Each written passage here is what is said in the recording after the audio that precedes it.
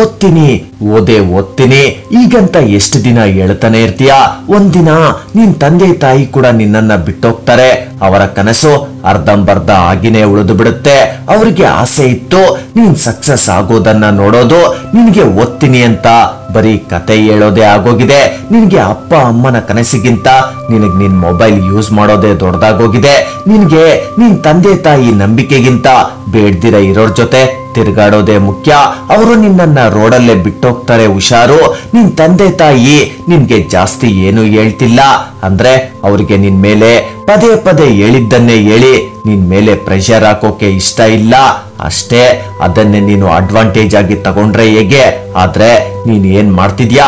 10 ನಿಮಿಷ ಖುಷಿಗೋಸ್ಕರ ನಿನ್ ತಂದೆ ತಾಯಿಯ ಕನಸನ್ನ ಕತ್ಲಲ್ಲೇ ಇರ್ತೀಯಾ? ನಿನ್ಗೂ ಆಸೆ ಇದೆ ನಿನ್ ತಂದೆ ತಾಯಿ ಖುಷಿಯಾಗಿರೋದನ್ನ ನೋಡೋ ಆಸೆ. ನಿನ್ಗೂ ಆಸೆ ಇದೆ, ನಿನ್ಗೂ ಕನಸಿದೆ ನಿನ್ ತಂದೆ ತಾಯಿ ಕನಸನ್ನ ಪೂರ್ತಿ ಮಾಡ್ಬೇಕು ಅನ್ನೋ ಆಸೆ ನಿನ್ಗೂ ಖಂಡಿತ ಇದೆ. ನಿನ್ಗೂ ಆಸೆ ಇದೆ ನೀನ್ ಇಷ್ಟಪಟ್ಟ ಗಾಡಿಯಲ್ಲಿ ಓಡಾಡ್ಬೇಕಂತ. ಇಷ್ಟೆಲ್ಲವನ್ನ ಟೈಮ್ ವೇಸ್ಟ್ ಮಾಡೋದ್ರಿಂದ ಸಾಧ್ಯ ಆಗುತ್ತಾ? ಓದೋದ್ ಬಿಟ್ಟು ನೀನ್ ಕೇವಲ ನಿನ್ನ ಕಂಫರ್ಟ್ ಝೋನ್ ನಲ್ಲೇ ಇದ್ರೆ ಸಾಧ್ಯನಾ ಇದು? ಹೌದು, ಓದೋದು ಬೋರ್ ಅಂತ ಅನ್ನಿಸ್ಬಹುದು. ಆದ್ರೆ ಯಾವ ಕೆಲ್ಸ ನಿನ್ ತಂದೆ ತಾಯಿಗೆ ರೆಸ್ಪೆಕ್ಟ್ ತಗೊಂಡ್ ಬರುತ್ತೋ ಅದನ್ನ ನಿನ್ಗೆ ಮಾಡೋಕಾಗಲ್ವಾ? ಒಂದು ಚಿಕ್ಕ ವಿದ್ಯಾರ್ಥಿಯ ಕತೆ. ಒಬ್ಬ ಮಿಡ್ಲ್ ಕ್ಲಾಸ್ ಹುಡುಗ ತಂದೆ ತಾಯಿನ ಚೆನ್ನಾಗಿ ನೋಡ್ಕೊಳ್ಬೇಕು, ತಂದೆ ತಾಯಿಯ ಕನಸನ್ನ ಪೂರ್ತಿ ಮಾಡೋ ಆಸೆ ಆ ಹುಡ್ಗಂದು. ಅದಕ್ಕೆ ಚೆನ್ನಾಗಿ ಓದ್ಬೇಕು ಅನ್ಕೊಂಡ. ಆದ್ರೆ ಅವನಿಗೆ ಒಂದು ಕೆಟ್ಟ ಅಭ್ಯಾಸ ಇತ್ತು. ಇವತ್ ಮಾಡೋ ಕೆಲ್ಸನ ನಾಳೆ ಮಾಡೋಣ, ಯಾವಾಗ್ಲೂ ನಾಳೆ ಓದ್ತೀನಿ ಅಂತಿದ್ದ. ಯಾವಾಗ್ಲೂ ಮೊಬೈಲ್ ಅಲ್ಲೇ ಮುಳುಗೋಗಿದ್ದ. ಇದು ಅವನ ಡೈಲಿ ಕಥೆಯಾಗಿತ್ತು. ಅವನಿಗೆ 23 ವರ್ಷ ವಯಸ್ಸಾಗಿತ್ತು. ಒಂದಿನ ಬಂತು, ಆತನ ತಂದೆ ತಾಯಿ ಈ ಲೋಕವನ್ನ ಬಿಟ್ಟೋದ್ರು. ಈಗ ಹುಡುಗ ಒಂಟಿ. ಈಗ ಅವನಿಗೆ ಒಂದು ರಿಗ್ರೆಟ್ ಕಾಡ್ತಿತ್ತು.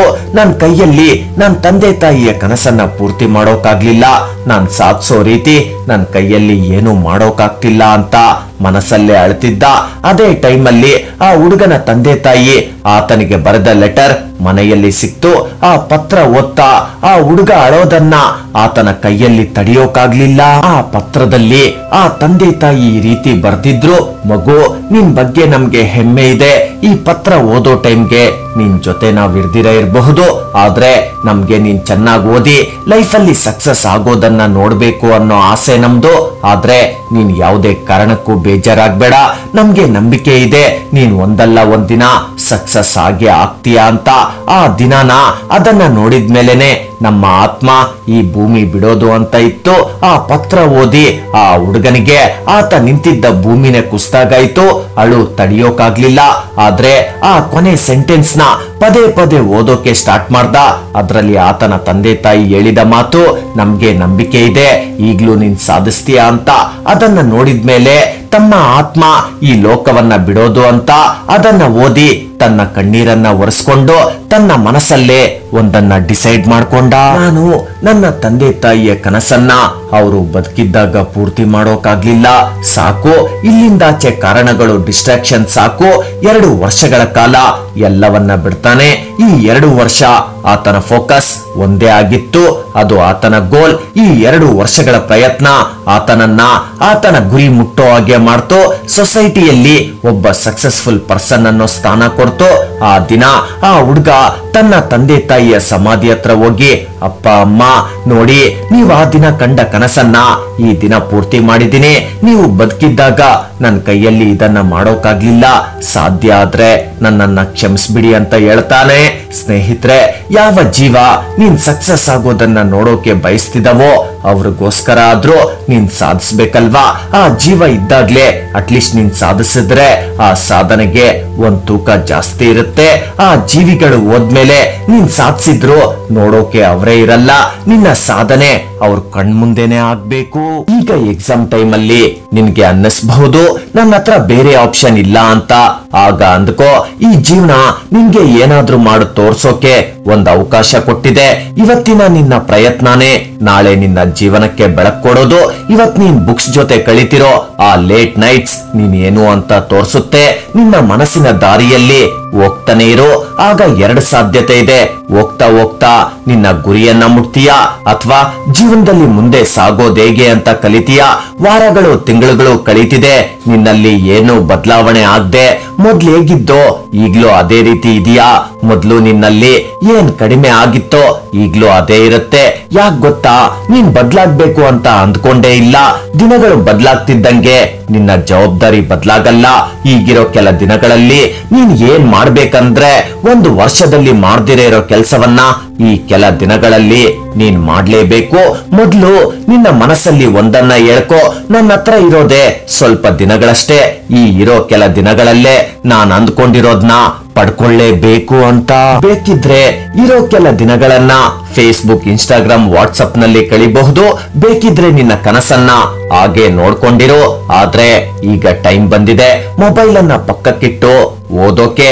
ಮೊಬೈಲ್ ನ ಯೂಸ್ ಮಾಡೋದಿದ್ರೆ ನೀನ್ ಮೊಬೈಲ್ ನ ಯೂಸ್ ಮಾಡ್ಬೇಕೆ ಹೊರತು ಮೊಬೈಲ್ ನಿನ್ನನ್ನ ಕಂಪ್ಲೀಟ್ ಆಗಿ ಯೂಸ್ ಮಾಡಬಾರ್ದು. ಮೊದಲು ಲೈಫ್ ಅಲ್ಲಿ ಡೆಡಿಕೇಶನ್ ಅಂಡ್ ಡಿಸಿಪ್ಲಿನ್ ಎರಡೂ ಇರಬೇಕು. ಮೊದಲು ನಿನ್ನ ಕಂಫರ್ಟ್ ಝೋನ್ ಇಂದ ಹೊರಗಡೆ ಬಾ. ಜಸ್ಟ್ ಒಂದು ತಿಂಗಳು ರೂಮ್ ಒಳಗಡೆ ಬಂದಿಯಾಗು. ಈ ಒಂದು ತಿಂಗಳು ಫ್ರೆಂಡ್ಸ್, ರಿಲೇಟಿವ್ಸ್, ಪಾರ್ಟಿ ಎಲ್ಲವನ್ನ ಅಂದ್ರೆ ಎಲ್ಲವನ್ನ ಬಿಟ್ಬಿಡು.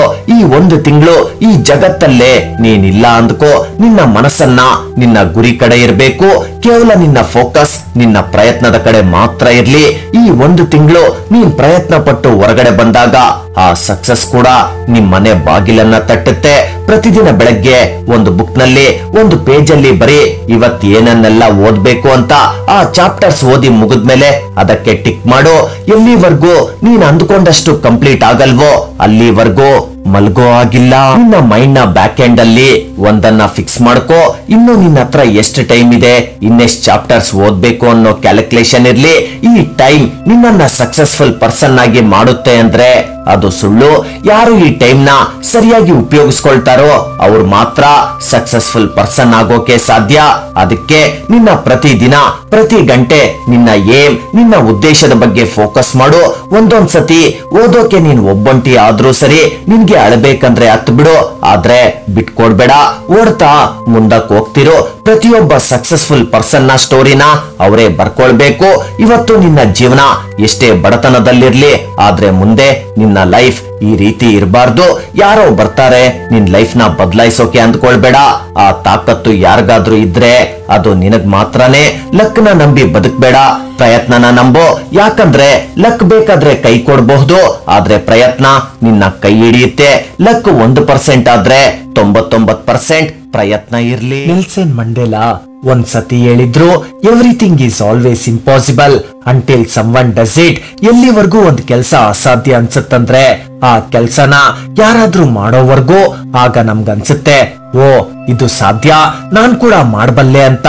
ಹಾಗಿದ್ರೆ ನೀನ್ ಮಾಡ್ಬಲ್ಲೆ, ಆದ್ರೂ ಯಾಕೆ ಮಾಡ್ಲಿಲ್ಲ? ನೀನ್ ಮಾಡಬಹುದು.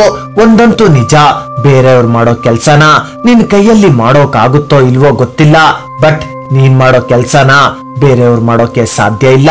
ಇದು ಎಲ್ರಿಗೂ ಗೊತ್ತು. ನಿನ್ಗೆ ಯಾವ್ದು ಮುಖ್ಯ ಯಾವ್ದು ಮುಖ್ಯ ಅಲ್ಲ ಅಂತ ನಾವೇನ್ ಮಾಡ್ತೀವಂದ್ರೆ, ನಮ್ ಲೈಫಲ್ಲಿ ಯಾವ್ದು ಮುಖ್ಯ ಅಲ್ವೋ ಅದನ್ನ ಜೀವನವನ್ನಾಗಿಸ್ಕೊಂಡಿರ್ತೀವಿ. ಆದ್ರೆ ನಿಜ ಏನಂದ್ರೆ ಇದು ನಮ್ಮ ಭವಿಷ್ಯವನ್ನೇ ನಿರ್ಧರಿಸುತ್ತೆ. ಅಭ್ಯಾಸ ಅನ್ನೋದು ಒಂದು ಚಿಕ್ಕ ಪದ, ಆದ್ರೆ ಒಂದು ಅಭ್ಯಾಸ ನಿನ್ನ ಇಡೀ ಲೈಫ್ ನೇ ಬದಲಾಯಿಸ್ಬಿಡುತ್ತೆ. ನಿನ್ನನ್ನ ಒಂದು ಬ್ರ್ಯಾಂಡ್ ನನ್ನಾಗಿ ಮಾಡುತ್ತೆ, ನಿನ್ನನ್ನ ಸಕ್ಸಸ್ಫುಲ್ ಅನ್ನಾಗಿ, ಬೆಸ್ಟ್ ಪರ್ಸನ್ ಆಗಿ ಮಾಡುತ್ತೆ. ಅದೇ ರೀತಿ ಒಂದು ಕೆಟ್ಟ ಅಭ್ಯಾಸ ನಿನ್ನ ಪೂರ್ತಿ ಜೀವನವನ್ನೇ ಬರ್ಬಾದ್ ಮಾಡುತ್ತೆ. ಮನಸ್ಸಲ್ಲಿ ಕೇವಲ ಸಾಧಿಸ್ಬೇಕು ಅನ್ನೋ ಇಚ್ಛೆ ಇದ್ರೆ ಸಾಧ್ಯ ಇಲ್ಲ. ನೀನ್ ಸಕ್ಸಸ್ಫುಲ್ ಆಗೋಕೆ ನಿನ್ನ ಡಿಸೈರ್ಸ್ ನ ನಿನ್ನ ಅಭ್ಯಾಸವನ್ನಾಗಿಸ್ಕೊಳ್ಬೇಕು. ಈ ಹ್ಯಾಬಿಟ್ಸ್ ಅನ್ನೋದು ಡಿಸೈರ್ಸ್ ಗಿಂತ ತುಂಬಾ ಪವರ್ಫುಲ್. ನಿನ್ನ ಇಚ್ಛೆ ನಿನ್ನ ಥಿಂಕಿಂಗ್ ಜೊತೆ ಸೇರ್ಕೊಂಡಿರುತ್ತೆ. ನೀನ್ ಬರೀ ಯೋಚಿಸ್ತೀಯಾ ಮತ್ತೆ ಮರ್ತೋಗ್ತೀಯಾ, ಅದ್ರ ಬಗ್ಗೆ ಯಾವುದೇ ಆಕ್ಷನ್ ತಗೊಳಲ್ಲ. ಅಂದ್ರೆ ಡಿಸೈರ್ಸ್ ಆರ್ ಟೆಂಪ್ರರಿ. ಅದೇ ಹ್ಯಾಬಿಟ್ಸ್ ನಮ್ಗೆ ಏನ್ ಬೇಕೋ ಅದ್ರ ಬಗ್ಗೆ ಕೆಲಸ ಮಾಡ್ತೀವಿ. ಒಳ್ಳೆ ಹ್ಯಾಬಿಟ್ಸ್ ಡಿಸೈರ್ಸ್ ಗಿಂತ ಸ್ಟ್ರಾಂಗ್ ಆಗಿರುತ್ತೆ. ಒಂದೆರಡು ದಿನಗಳಿಂದ ಓಡ್ತಿದ್ದೆ, ಓಡಿ ಸುಸ್ತಾಯ್ತು, ಎಲ್ಲಾದ್ರೂ ನಿಲ್ಬೇಕು ಅನ್ನಿಸ್ತು. ಆದ್ರೆ ಮನಸ್ಸು ಕೇಳಲಿಲ್ಲ. ಯಾಕಂದ್ರೆ ನಾನು ಓಡೋಕೆ ನಿರ್ಧಾರ ಮಾಡಿದಾಗ ಆಗ್ಲೇ ಡಿಸೈಡ್ ಮಾಡಿದ್ದೆ, ನಾನಿಲ್ಲಿ ಸ್ಟಾರ್ಟ್ ಮಾಡಿದ್ರೆ ಎಂಡ್ ಮಾಡೋದು ಮಾತ್ರ. ನಾನೆಲ್ಲಿ ನಿಲ್ಬೇಕು ಅನ್ಕೊಂಡಿದ್ದೀನೋ ಅಲ್ಲೇ ಅಂತ. ಆದ್ರಿಂದ ಕಷ್ಟ ಆದ್ರೂ ಪರವಾಗಿಲ್ಲ ಅಂತ ಸ್ವಲ್ಪ ದೂರ ಓಡೋಣ ಅಂತ ಓಡೋದನ್ನ ನಿಲ್ಸ್ದೆ, ಓಡ್ದೆ. ಆಗ ನನ್ನ ಜೀವನದ ಒಂದು ಒಂದು ಬಹುದೊಡ್ಡ ಪಾಠವನ್ನ ಕಲ್ತೆ. ಒಂದ್ ವೇಳೆ ನನ್ ಮೈಂಡ್ ಅಲ್ಲಿ ಎಂಡ್ ಪಾಯಿಂಟ್ ಇಲ್ಲ ಅಂದಿದ್ರೆ ಮೇ ಬಿ ಮಧ್ಯದಲ್ಲೇ ನಿಂತು ಬಿಡ್ತಿದ್ದೆ, ಸುಸ್ತಾದಾಗ್ಲೇ ನಿಂತು ಬಿಡ್ತಿದ್ನೇನೋ. ಬಟ್ ಯಾವಾಗ ಗೋಲ್ ಅನ್ನೋದು ನನ್ನ ಮೈಂಡ್ ಅಲ್ಲಿ ಸೆಟ್ ಆಗಿತ್ತೋ ಅಲ್ಲಿಂದ ಸ್ಟಾರ್ಟ್ ಮಾಡ್ಬೇಕು, ಎಲ್ಲಿಗೆ ಸ್ಟಾರ್ಟ್ ಮಾಡಿ ಎಲ್ಲಿಗೆ ಎಂಡ್ ಮಾಡ್ಬೇಕು ಅಂತ ಸೇಮ್ ಇದೆ ನಮ್ ಲೈಫ್ ಅಲ್ಲೂ ನಡೆಯೋದು. ಒಂದು ಗೋಲ್ ನಮ್ಮನ್ನ ಅಲ್ಲಿಗೆ ಕರ್ಕೊಂಡು ಹೋಗೋ ಹಾಗೆ ಮಾಡುತ್ತೆ. ಒಬ್ಬ ಕನಸನ್ನ ಕಾಣೋನ್ಗೂ ಮತ್ತೊಬ್ಬ ದೊಡ್ಡ ಕನಸನ್ನ ಕಾಣೋನ್ಗೂ ತುಂಬಾ ವ್ಯತ್ಯಾಸ ಇದೆ. ಒಬ್ಬ ವ್ಯಕ್ತಿ ದೊಡ್ಡ ಕನಸನ್ನ ಕಾಣೋನ್ಗೂ ಮತ್ತೊಬ್ಬ ತನ್ನ ಕನಸಿಗಾಗಿ ಕೆಲಸ ಮಾಡೋನ್ಗೂ ತುಂಬಾ ವ್ಯತ್ಯಾಸ ಇದೆ. ಒಬ್ಬ ಯೋಚಿಸ್ತಾನೆ ನನಗಿದ್ ಬೇಕು, ಒಂದ್ ವೇಳೆ ಸಿಕ್ಕಿಲ್ಲ ಅಂದ್ರೂ ಪರವಾಗಿಲ್ಲ ಅಂತ. ಮತ್ತೊಬ್ಬ ಯೋಚಿಸ್ತಾನೆ ನನಗೆ ಇದು ಬೇಕಂದ್ರೆ ಬೇಕು, ಅದೇನೇ ಆಗ್ಲಿ ಅಂತ ಯೋಚಿಸೋನು. ಇಬ್ರು ಬೇರೆ ಬೇರೆ. ಇವತ್ ನಿನ್ ಲೈಫ್ ಅಲ್ಲಿ ನಿನ್ಗಿರೋ ಕನಸಿಗೋಸ್ಕರ ಇವತ್ತು ಹೋರಾಡಿಲ್ಲ ಅಂದ್ರೆ ನಿನ್ನ ಡ್ರೀಮ್ ಕೇವಲ ಡ್ರೀಮ್ ಆಗಿ ಉಳಿದು ಬಿಡುತ್ತೆ. ಈ ಪ್ರಪಂಚದಲ್ಲಿರೋ 80% ಜನರಿಗೆ ಗುರಿ ಅನ್ನೋದೇ ಇಲ್ಲ. ಕೇವಲ 8% ಜನರು ಮಾತ್ರ ಸಕ್ಸಸ್ ಆಗ್ತಾರೆ. ಕೇವಲ 1% ಮಾತ್ರ ಹೈಲಿ ಸಕ್ಸಸ್ಫುಲ್ ಆಗ್ತಾರೆ. ನಿನ್ ಜೀವನದಲ್ಲಿ ಬರೋ ಪ್ರತಿ ಸಿಚುವೇಶನ್, ಪ್ರತಿ ಪ್ರಾಬ್ಲಮ್, ನೀನ್ ನಡೆಸ್ತಿರೋ ಸಂಘರ್ಷ, ಅದರಲ್ಲಿ ನಿನ್ಗೆ ಆಪರ್ಚುನಿಟಿ ಕಾಣ್ತಿದೆ. ಯಾರೋ ಆ ಆಪರ್ಚುನಿಟಿನ ನೋಡ್ತಾನೋ ಆತ ಮುಂದೆ ಹೋಗ್ತಾನೆ. ಆ ಆಪರ್ಚುನಿಟಿನ ನೋಡ್ದಿರ ಇಲ್ದಿರ ಇರೋನೋ ಆತ ಅಲ್ಲೇ ಇರ್ತಾನೆ. ನಾವು ನಮ್ಮ ಲೈಫ್ ಗಿಂತ ಬೇರೆಯವರ ಲೈಫ್ ಅಲ್ಲಿ ಏನ್ ನಡೀತಿದೆ ಅನ್ನೋದ್ರ ಮೇಲೆ ನಮ್ಮ ಇಂಟ್ರೆಸ್ಟ್ ಜಾಸ್ತಿ. ಅವನತ್ರ ಅದಿದೆ ಇದಿದೆ, ಅವನತ್ರ ಬಿಡು, ಅವನತ್ರ ಏನಿದ್ರು ಏನಿಲ್ಲ ಅಂದ್ರು ನಿನ್ ಲೈಫ್ ಅಲ್ಲಿ ಯಾವುದು ಬದಲಾಗಲ್ಲ. ನಿನ್ನತ್ರ ಏನಿದೆ ಏನಿಲ್ಲ, ಏನ್ ಮಾಡಿದ್ರೆ ನಿನ್ ಜೀವನದಲ್ಲಿ ಮುಂದೆ ಬರ್ತೀಯ ಅಂತ ಯೋಚಿಸು. ಯಾವಾಗ್ಲೂ ಅಷ್ಟೇ, ಸರಿಯಾಗಿ ಒಂದು ಗುರಿ ಇಲ್ಲ, ಗುರಿ ಇದ್ರೆ ಅದಕ್ಕೆ ತಕ್ಕ ಪ್ರಯತ್ನ ಇಲ್ಲ. ಹೀಗೆ ಇದ್ರೆ ಬದಲಾಗುತ್ತಾ ನಿನ್ ಜೀವನ? ಯೋಚಿಸು, ಸರಿಯಾಗಿ ಯೋಚಿಸು.